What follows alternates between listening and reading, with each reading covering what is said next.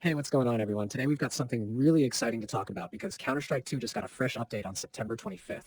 And it's one of those patches that at first glance might seem like it's mostly focused on behind-the-scenes changes, scripting adjustments, and some technical improvements.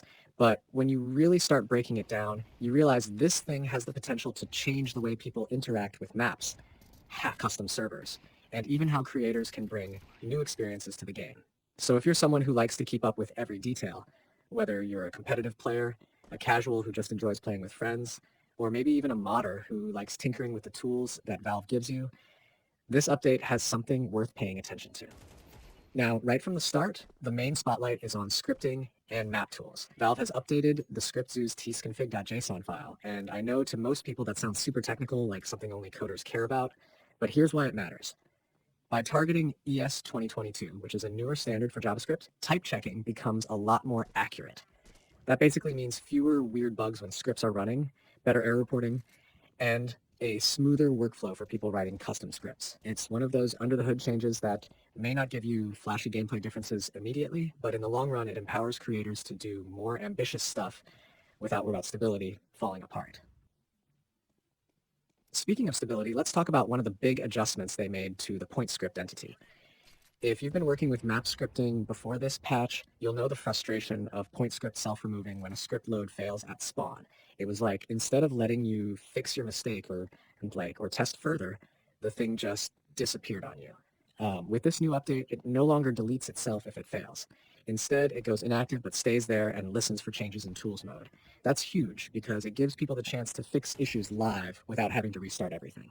Imagine you're building a custom map or a training tool and you accidentally made a typo in the code before you lose the entity completely. Now it's still there waiting for you to correct the error. That's a massive quality of life improvement. And it doesn't stop there because the point script also got smarter when it comes to memory values. Previously, if a reload failed, it would just forget everything's back, meaning you could lose progress or lose track of values you were storing. Now it retains the memory values from instance.onBeforeReload until the next successful reload. That means you don't lose your variables just because something went wrong. Again, this is one of those things that makes working with scripting a lot less stressful. People who are serious about creating advanced maps, mods, or training utilities will appreciate this more than anyone. But even the casual community benefits because it encourages creators to make cooler stuff. Another important shift in behavior has to do with how the scripting language handles wrong types of input. Before, if you passed a method a number when it was expecting a string, it would just coerce it using toString, which could create all sorts of unintended behavior. Now, methods that expect strings will throw an error if you feed them the wrong type. It might sound stricter, but in reality, this helps keep everything cleaner because mistakes get caught right away, rather than turning into confusing bugs down the road. And for the functions that are supposed to show messages or debug text, Valve has loosened things up by making instance.msg and instance.debug screen text accept any type of argument, so you don't have to worry about formatting those beforehand. That's a really nice balance between stricter error handling where it's needed and flexibility where it makes sense. Moving forward, let's talk about the crash fix that people might not have even realized was such a big issue. Run script input used to crash if it got triggered with a null caller or activator. That's the sort of bug that can completely ruin a play session, especially if you're testing something in the middle of a project, or even worse if you're on a custom server with friends. Thankfully, that's patched now. Alongside that, they've removed instance.onGameEvent and are pushing for developers to use event registration per event. Basically, instead of one generic catch-all, you're now encouraged to handle each event specifically, which is much more stable and efficient in the long run. Now, here's where it gets exciting because Valve didn't just fix stuff. They actually added a bunch of new tools for creators. For example, instance.debugLine and instance.debugBox are new methods that make it easier to visualize things directly in the game world. If you're building a training map and you want to show lines of sight or mark an area with a box, you can do that visually in-game without having to hack together complicated workarounds. On top of that, we now have a whole list of new event hooks. You can script behavior for on-player connect, on-player disconnect, on-round start, on-round end, on-bomb plant, on-bomb defuse, and on-player kill. That's a huge upgrade because it means you can create scripts that react to the flow of an actual match. Think about custom servers where something fun happens every time a player gets a kill, or training servers that can track bomb plants and defuses to analyze your timing. The possibilities just expanded in a big way. And it doesn't stop there either, because endfire at name and endfire at target got overloaded to allow you to set both the caller and the activator. For anyone who builds complex maps with triggers and chain reactions, this is going to open up more flexibility. Then there's the improved accessor functions. For example, get trace hit now returns the normal vector, which gives you more information when a trace hits something in the world. You've also got new accessors like entity.getGroundEntity, CSWeaponBase.getOwner, CSPlayerController.getName, CSPlayerPawn.isCrouching, isCrouched, and isNoClipping.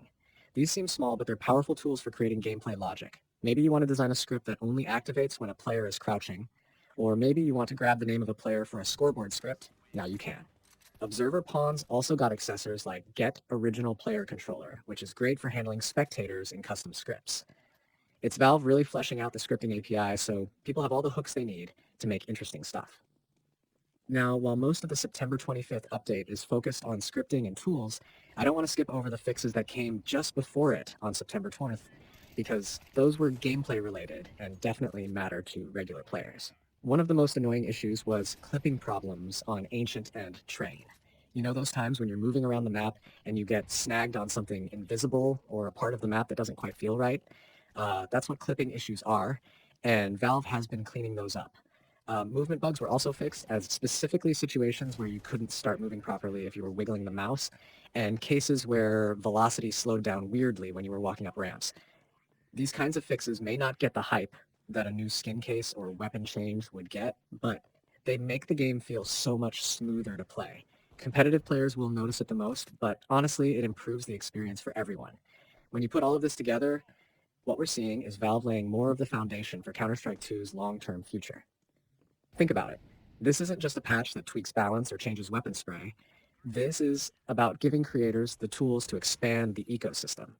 The scripting improvements make it easier to build custom servers, training utilities, and maybe even entirely new game modes. Every time they add more hooks and accessors, they're empowering the community to get creative. We saw this with CSGO, where custom workshop maps and mods became such a huge part of the game's identity. CS2 is clearly heading in the same direction, but with way more support from Valve on the technical side. That means we could see an explosion of innovative content in the months ahead, and this update is a step toward that. And of course, even though it's mostly technical stuff, don't underestimate the importance of the movement fixes and clipping fixes. Competitive Counter-Strike is a game of precision. If you're getting slowed down by a buggy ramp or snagged on invisible geometry, it breaks the flow and can even lose you a round. Smoothing out those problems doesn't just make the game look cleaner, it actually impacts the fairness of competition. Valve knows that, and even if it looks like a minor note in the patch, it's really important for the pro scene and high-level play. What I find interesting about this update is that Valve didn't try to sell it with hype about big flashy changes. Instead, they quietly delivered a bunch of tools and fixes that people who build and test maps will immediately appreciate, while the average player will just notice that the game feels a little more polished. That's kind of Valve's style. They don't always talk a lot, but when they do push an update like this, it's usually because they're setting up for something bigger in the future. Think about all those new event hooks. Why would they add on-player kill or on-bomb diffuse hooks unless they expect the community to build training servers, custom modes, or even alternative competitive experiences? It's like they're handing you the keys to unlock new ideas and waiting to see what the community comes up with.